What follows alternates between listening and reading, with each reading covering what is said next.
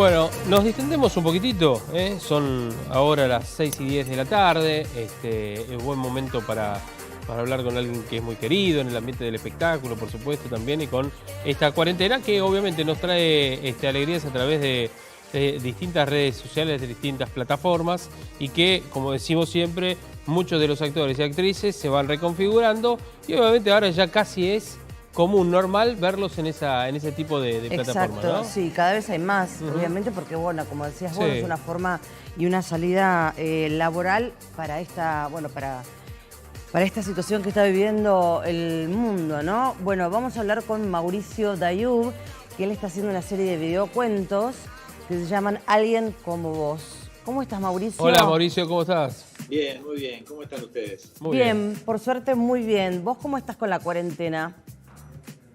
Bueno, en lo interno, bien. Preocupado y dolido por lo que pasa afuera, ¿no? No solo en mi barrio, en Cava, en Argentina, sino en el mundo. En el mundo. Estamos frente a algo que nos está descolocando mucho y que ya es bastante más de lo que esperábamos, ¿no? Ya son muchos los daños, está difícil afuera. Sí, está complicado, está complicado. Además, llevándolo un poco al tema de la ficción, por momentos sentimos que estamos en una gran película, pero que, sí, digamos, que continúa, es en continuado, digamos. Sí, la verdad es que tenemos que ser conscientes de que una pandemia es casi como una posguerra, no sé, son momentos difíciles, donde pensar en volver a hacer lo que uno hacía también a veces me suena un poco frívolo, a pesar de que uno necesite volver a hacerlo, no solo por pasión, por gusto, por vocación, sino en muchos casos por necesidad para vivir, ¿no? Todos necesitamos trabajar. Sí, obvio. Pero bueno, hay que tener esperanza y imaginar que el futuro no se va a demorar tanto. Esperemos. Que sea tan largo. Sí, esperemos que sea así, obviamente. Bueno, ¿qué es esta idea de...? ¿Sí? ¿Cómo? No, que hoy, ayer y hoy, la muerte de Hugo Araná. Ay, sí. Me entristeció muchísimo y son esos momentos en los que cada vez que pasa con alguien que uno conoce, toma real conciencia, aunque siempre la tenemos a la conciencia, ¿no? Claro. De que cada enfermo, cada muerte, cada caso es un drama para todos, ¿no? Y que quisiéramos, y no sabemos cómo, ayudar para que esto deje de ocurrir. Pero bueno, estamos en este momento. Es difícil también hacer entrevistas hablando de esta manera porque pareciera de algún modo deprimente, pero me da la sensación de que tenemos que hablar de lo que es, porque está siendo muy potente, más allá de los problemas personales. Sí, obvio. Y además también para nosotros que tuvimos que empezar a hacer como una tele diferente, y también ustedes que no pueden, digamos, acercarse a un estudio o sí lo pueden hacer, pero con mucha distancia y con mucho cuidado. Hay gente que no puede salir porque es de riesgo. Tuvimos que aprender todos. Riesgo, y bajarse las aplicaciones y que aprender a usarlas, internet funcione y la angustia de que se te corta y qué sé yo. Y digo, pero bueno, viste que de todo uno aprende algo y de todo uno le puede sacar también un provecho. Y hablando de cosas lindas también, digamos, estás proponiendo algo muy particular. Contanos un poquitito esto de los cuentos. Sí, esa es la parte buena que ha tenido para mí la pandemia, que me ha dado tiempo de revisar cuadernos, carpetas, cajitas donde tenía anotadas cosas que sentía que eran muy valiosas, pero que no tenía el tiempo necesario para desarrollar. Y tomé uno de esos cuadernos donde había anotado el título de lo que podía llegar a ser un relato para mí muy fuerte, muy potente, muy conmovedor, que me había transformado, que me habían posibilitado ser el tipo que soy, porque habían significado mucho a lo largo de mi vida. Y le fui poniendo a ese título la edad a la que lo había vivido. Empecé a escribirlos de a uno. Después de escribirlos, les grababa el audio para escucharlos, para corregirlos, para ver cómo sonaban, si fluían. Y mientras los iba escuchando, empecé a sentir que a algunos les podía poner imágenes y que quedarían muy bien como relatos visuales. Después, como eran muchos, porque casi que tengo uno por cada año de vida, más o menos, empecé a pensar en pintores, en músicos, en caricaturistas, en dibujantes, en gente del medio audiovisual, directores de cine, para encontrar otros lenguajes para contarlos. Y así armé, esta semana posteamos el cuento número 10, hecho cada uno de una manera disímil. Ahora estamos trabajando en uno con Alejandro Bustos, dibujándolo sobre arena. Ajá. Hito Petersen dibujó el último con música del Chango Espasiuk. Graciela Galán, mi escenógrafa de todas las obras de teatro que hice, está en París dibujando otro sobre mis inicios en el Jardín de Infantes. En Paraná están grabando Lea Leones la historia de un ídolo, un jugador de fútbol que marcó mi vida cuando yo era chico, que se llama Mario Avellaneda. Bueno, así en distintas partes estamos trabajando para seguir con esta serie porque ha producido mucho interés. Claro. Diría que casi me están elogiando más por estos cuentos que por el teatro que he hecho a lo largo de mi vida. ¿Es una autobiografía, podemos decir? Bueno, con algo de algún condimento más. Viste que Fontana Rosa no hablaba de él, pero hacía como biografías de sus propios personajes, ¿no? Que en parte también eran él. Sí. Lo he seguido mucho y lo he leído mucho a Fontana Rosa y conozco esa parte, sí. Me lo han hecho notar, en realidad me empezaron a preguntar por lo extraño de narrar verdades, de no crear ficción, claro, sino de narrar cosas que me pasaron tal cual. Y de hecho, todas las semanas después que posteo el relato de la semana, posteo una historia donde se comprueba que ese hecho ocurrió. En algunos casos hay una foto con 15 años, con 20 años, con 18 años.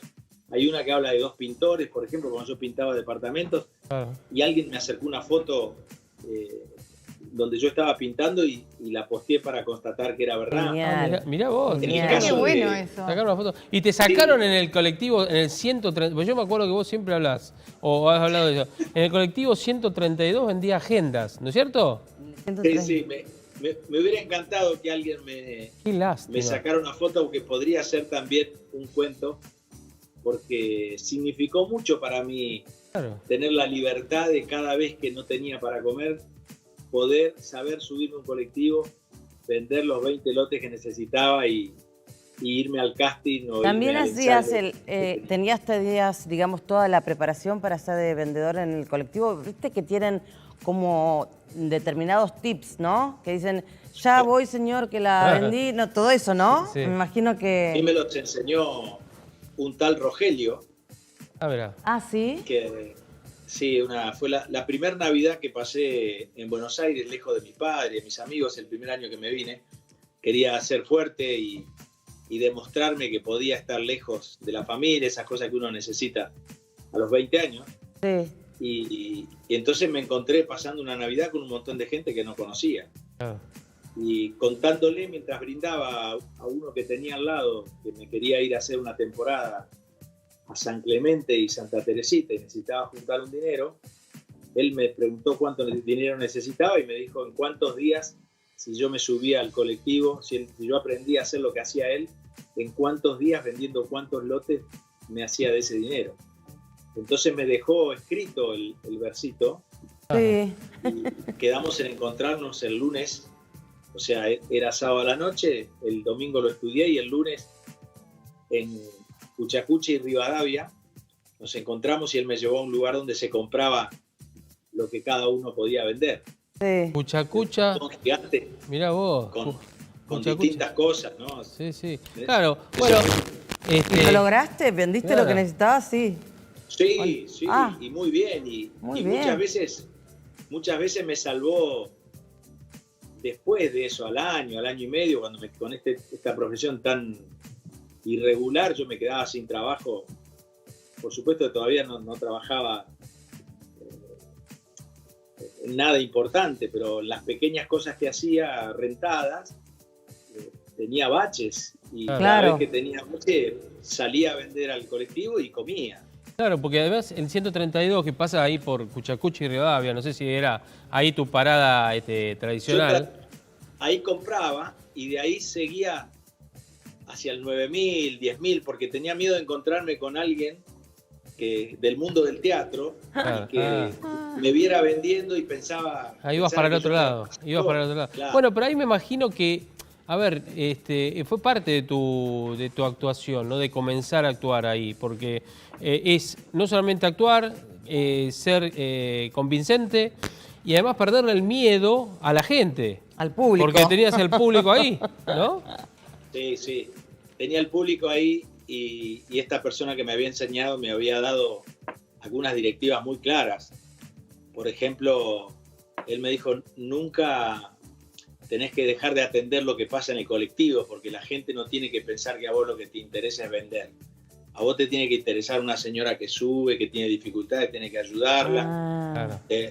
Tenés que estar muy atento si hay alguna señora que no tiene asiento y algún señor le puede dar el asiento. Si vos tenés esos gestos, me dijo, es más posible que te compren porque te ven un buen chico, educado. Empatía. Claro, no, muy bien, Mirá, porque era un todo. Mirá vos si debe haber alguien que debe decir, ¿ves, Dayu? A él le compré la agenda. Yo a él le compré una agenda en el 132. Es que seguramente alguien va a tener que aparecer. Siempre, entre las cosas que me decía también, él me regalaba unos almanaques para que le dé al chofer, porque claro. no todos los choferes te dejan subir. Entonces él me decía, antes de decirle nada, vos entregale, me dice, porque aunque no sepa qué le vas a dar, como le vas a dar algo, ya te deja pasar. Exacto. Y Mauricio. Y siempre recuerdo mucho que los que me ayudaron, los que me compraron, eran los que menos tenían, casi que los que estaban como yo. Claro. En general, albañiles que venían de trabajar, personas que uno veía que estaban en el colectivo con escasos recursos y que contaban los billetitos para llevar a la casa un lote de 5 cosas con apenas, como si fuera hoy, con 30 pesos, no sé, con 40 pesos. ¿Sabés qué te iba a preguntar? Porque, bueno, de aquel momento, inclusive, bueno, con las agendas y lo que has contado en tus comienzos también, que ¿estudiaste Ciencias Económicas? Sí. Ciencias Económicas también.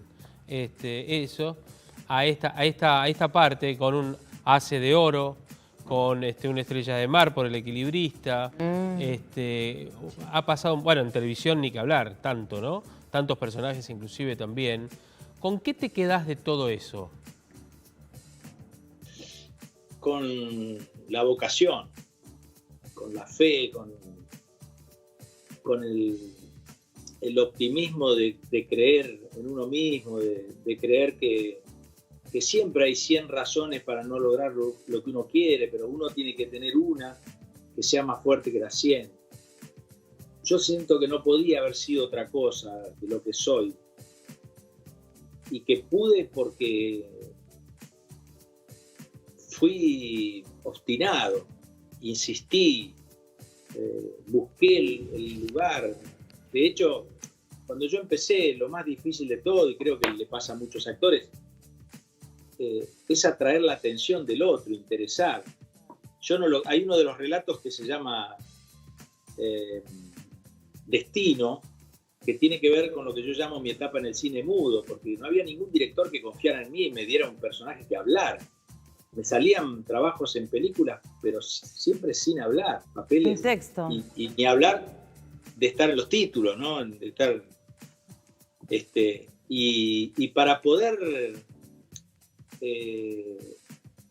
existir, yo tuve que dejar de ser actor y ser autor, y después ser director, y después ser productor, ¿no? Y después ser dueño de sala, porque no venía de afuera. Yo no tenía un aspecto que hiciera que los demás dijeran, a vos te necesito, ¿no? Esa cosa, mágica. Esa imagen del director de cine que se encuentra con alguien en la calle y le dice, a vos te estoy buscando. A mí no me pasara, y yo estaba en la calle todo el día. Yo digo, a mí no me va a pasar. Yo siempre digo que la la tuve que sorprender yo a la suerte, porque la suerte no tenía nada preparado para mí. Claro. Pero bueno, me pone contento eso, porque sí, me ayudó también, ¿no? Te da energía, te da fuerza, te da garra. Cuando el afuera no es muy accesible, uno tiene que doblar el esfuerzo, tiene que crecer, tiene que hacer más de lo que sabe, claro. tiene Bueno, que cambiar su condición. sí, bueno, por eso la vocación. Cuando una vocación está instalada y es fuerte y uno la desea, pasan esas cosas, ¿no? Como te pasó a vos. Te obstinaste, Sí, está es muy una bien. suerte. Es una suerte saber lo que uno quiere. Claro, eso está buenísimo, Ayuda. buenísimo. Y Mauricio, en estos tiempos donde se vuelven a poner en pantalla viejos programas o viejas novelas o tiras y demás, y tienen tanto rating, bueno, estamos en pandemia, en cuarentena y demás, ¿no? ¿Qué sentís vos como actor? Digamos, que está bien, está mal. Supongo que no estaban tan mal hechas porque después de todo lo que creció y avanzó la tele en los últimos años, a la gente les gusta verlas. Sí. Hay materiales que no resisten el paso del tiempo, pero hay otros que evidentemente tenían calidad como para eso, o tenían ángel como para eso, o generaron en el público un especial recuerdo que, como les pasa a los chicos, quieren que le vuelvan a contar el mismo cuento. Claro. Yo creo que en esta etapa de pandemia tenemos que entender todo, porque estamos todos un poco tratando de salvarnos como podamos, porque es evidente que no hay para todos. Seguro. Bueno, Mauricio, nos quedaremos toda la tarde charlando con vos. Pero bueno, recordanos entonces, alguien como vos, que son estos videocuentos, podemos verlo en tu Instagram y en el canal de YouTube, ¿no? Sí, un canal de YouTube que se llama Cero Onda Producciones. Perfecto. Ahí están los 10 cuentos que hemos posteado.